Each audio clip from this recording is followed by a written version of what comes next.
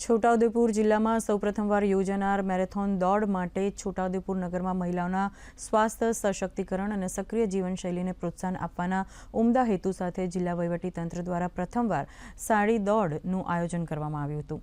આ અનોખી દોડને જિલ્લા પંચાયત પ્રમુખ મલકાબેન પટેલે લીલી ઝંડી આપી પ્રસ્થાન કરવામાં આવ્યું હતું। આ પ્રસંગે સાંસદ જશુ રાઠવા, ધારાસભ્ય રાજેન્દ્રસિંહ રાઠવા, જિલ્લા પંચાયત પ્રમુખ મલકાબેન પટેલ અને જિલ્લા કલેક્ટર ગાર્ગી जैन सहभागी महिलाओं ने शुभेच्छाओं पाठवी हती।